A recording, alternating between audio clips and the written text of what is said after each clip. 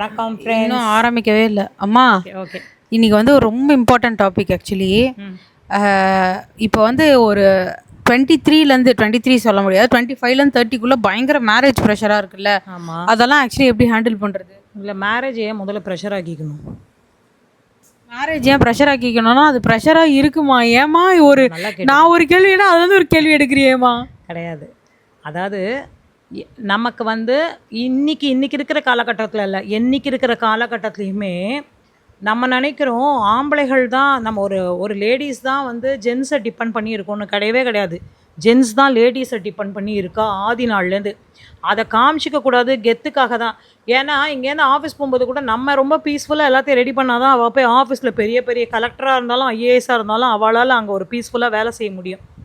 அன்றைக்கி காலகட்டத்திலலாம் பசங்கள்லாம் வந்து பொம்பளை பசங்கள்லாம் வந்து படிக்க வைக்காமல், அது வந்து குழந்தைகள், அதாவது பொண்ணு பிறந்துட்டா ஆற்று வேலையெல்லாம் கற்றுக் கொடுக்கணும், அவளுக்கு ஒரு நல்ல இடத்துல கல்யாணம் பண்ணி கொடுக்கணும், அவள் ஒரு 4 குழந்தைங்களை பெற்றுக்கணும், அந்த குழந்தைங்களுக்காகவே அவள் வாழணுங்கிற மாதிரி காலங்கள்லாம் மாறி அப்புறம் வர காலகட்டத்தில் இன்றைக்கி முதல்ல உனக்கு 2 குழந்தை போதும்னா, அப்புறம் வந்து ஒத்த குழந்தை போதுன்னா, தாயே உனக்கேன்னு செய்யினா, இப்போ இருக்கிற பசங்களுக்கு உனக்கேன்னு கல்யாணம்ன்ற மாதிரி ஆயிடுது.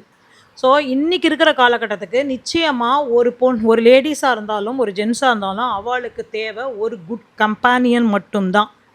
ஏன்னு கேட்டால் எல்லாருமே அவள் உழைப்பில் சாப்பிட ஆரம்பிச்சிட்டோம், அவளோட உழைப்பில் நம்ம நிற்க ஆரம்பிச்சிட்டோம். ஸோ ஸ்டாண்ட் பண்ணும்போது என்ன ஆகுதுன்னா, இப்போது ஒரு ஹஸ்பண்ட் அண்ட் ஒய்ஃப் இருக்கான்னு வச்சுக்கோயேன். ஒரு ஒய்ஃப் வந்து ஒரு இடத்துல ஒர்க் பண்ணுறா, அங்கே வந்து பல பேரால் ஒரு டார்ச்சர் நடக்குது, ஏதோ ஒரு அப்யூஸ் நடக்குதுன்னா கூட ஒரு கவர்மெண்ட் ஜாப்னால் விட்டுட்டு வர முடியுமா? இல்லை அந்த மேனேஜர் தான் நம்மளால் எதிர்த்துன்னு போக முடியுமா? அப்போ எல்லா இடத்துலையுமே லேடிஸ் தன் காலில் நின்று நம்பிக்கையாக மட்டும்தான் வாழ பழகிட்டா. ஸோ இன்றைக்கி இருக்கிற காலகட்டத்துக்கு நிச்சயமாக சொல்கிறேன், நான் எனக்கும் சேர்த்து தான் சொல்கிறேன், சத்தியமாக கல்யாணம் எந்த குழந்தைங்களுக்குமே ஒரு டெஸ்டினி கிடையாது. கல்யாணம்ங்கிறது ஒரு கம்பேனியன் தான். அது கம்பேனியன்ஷிப். அது நன்னா அமைஞ்சா ஓகே, நன்னா அமையலைன்னாலும் நம்ம காலில் நம்ம நிற்கணும்.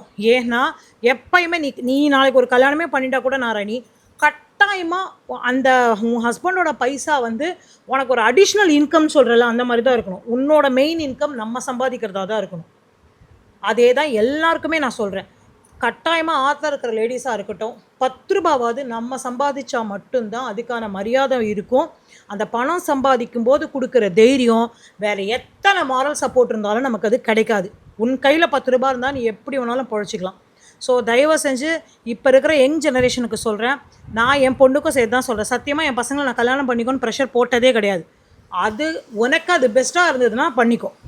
அதுக்கு மேலே அதை விட பெஸ்ட்டு லைஃப், கல்யாணத்தை விட ஒரு பெஸ்ட்டு லைஃப் என்னால் செலக்ட் பண்ணிக்க முடியும்னா தயவு செஞ்சு கல்யாணம் பெஸ்ட்டு லைஃப் கிடையாது. அதை விட பெஸ்ட்டாக என்னால் வாழ முடியும்னா தாராளமாக நீ வாழு, கான்ஃபிடெண்ட்டாக, இன்னும் கான்ஃபிடெண்ட்டாக வாழலாம். இன்னும் கேட்டால் கல்யாணம் பண்ணிட்டா நமக்கு 60 வயசு தான் நமக்கு வாழ்க்கைன்னா, கல்யாணம் பண்ணிக்கலாம்னா 85 இயர்ஸ் வரைக்கும் ஜாலியாக இருப்போம். நம்மளை யாரும் கேட்க போதில்ல, எந்த பந்த பாசமும் கொண்டு போதில்ல, பிள்ளைங்க மேலேயோ பொண்ணு மேலேயோ நாத்தனார் மேலேயோ மாமியார் மேலேயோ எந்த அன்பும் தேவையில்லை. நான் ஒரு இண்டிவிஜுவல் லைஃபு. நீ அந்த என்ன போவே, ஸ்ட்ரேஞ்சர் ட்ரிப்பாக என்ன ட்ரிப்பு போவேன், அந்த மாதிரி ட்ரிப்பு வருஷத்துக்கு 4 தடவை போகலாம். ஆனால் உன் பணத்தில் நீ சம்பாதிக்கணும். உனக்கு அம்மா அப்பா சேர்த்து வச்ச காசை கரைச்செல்லாம் நீ பண்ணக்கூடாது. நீ இன்றைக்கி 10 ரூபா காசு சம்பாதி, அதில் நீ என்ன வேணாலும் பண்ணு கட்டாயமாக. ஆனால் அது நல்ல முறையில் பண்ணு. ஏன் தெரியுமா, ஹெல்த்துக்கு எடுத்துக்கிட்டு நான் ஸ்விக்கியில் ஆர்டர் பண்ணுவேன். இப்போ நிறைய பொம்பளை பசங்க தம் அடிக்கிறத பார்க்குறேன், தண்ணி அடிக்கிறத பார்க்குறேன். இதெல்லாம் உங்களோட ஹெல்த்துக்கு தான் காம்ப்ளிகேஷன், எதுவுமே இல்லை. ஏன் தெரியுமா, ஒரு ஆம்பளை தண்ணி அடிக்கிற பழக்கத்தை கூட சீக்கிரமாக விட்டுருவான், ஆனால் ஒரு பொம்பளையால் விடவே முடியாது. அதுக்கெல்லாம் உதாரணமாக நம்ம சாவித்திரி மாதிரி ஆக்டரே பார்க்குறோம். 4 நிமிஷம் ஆயிடுத்துமா, பரவாயில்ல. அதனால் எது நமக்கு வாழ்க்கைக்கு உதவுமோ, அடுத்தவா லைஃப்பை கம்பேர் பண்ணிக்காமல் ரொம்ப நிம்மதியாக வாழணுன்னா முதல்ல கம்பேரிசனை விட்டுட்டு, நமக்கு பெருமாள் இதை கொடுத்துருக்காரு, 3 வேளை சாப்பாடு, நல்ல அறிவு, முதல்ல நல்ல அறிவு. ஏன் தெரியுமா, எதை வேணாலும் களவாட முடியும், நம்ம அறிவை யாராலையும் களவாட முடியாது, உன் தைரியத்தை யாராலையும் களவாட முடியாது. ஸோ தன்னம்பிக்கையாக இருந்தோன்னா கட்டாயமாக கல்யாணங்கிறது ஒரு பார்ட் ஆஃப் லைஃபு. அன்றைக்கி இருந்த காலகட்டத்தில் கல்யாணம் தான் நம்ம வாழ்க்கையோட மெயின்னு நினச்சா சத்தியமாக கிடையவே கிடையாது. இன்றைக்கி கல்யாணம் பண்ணவா, நீ இப்போ ஒரு 100 பேரை ரேண்டமாக கல்யாணம் பண்ணி நீங்கள் சந்தோஷமாக இருக்கனால 99 பேர் இல்லை நான் நன்னாலன்னு தான் சொல்லுவாள், எங்களுக்கு கல்யாணமே வேணாம் தான் சொல்லுவாள். அப்படி இருந்துமே நம்ம அந்த குழியில் தான் குழந்தைங்களை தள்ளணும்னு நினைக்கிறோம். ஸோ இது எல்லாருக்கும் கொடுக்குறதான், பொம்பளை பசங்களாக இருக்கட்டும் ஆம்பளை பசங்களாக இருக்கட்டும், கட்டாயமாக பணம் சம்பாதிங்க. சம்பாதிச்சு நம்ம சம்பாதிக்கிற 10 ரூபா கொடுக்குற தைரியம் உலகத்தில் வேறு எதுவுமே கொடுக்காது. நல்ல முறையில் சம்பாதி, அதை நல்ல முறையில் செலவு பண்ண, நல்ல வாழ்க்கை ஆரோக்கியமாக வாழு. தேங்க்யூ.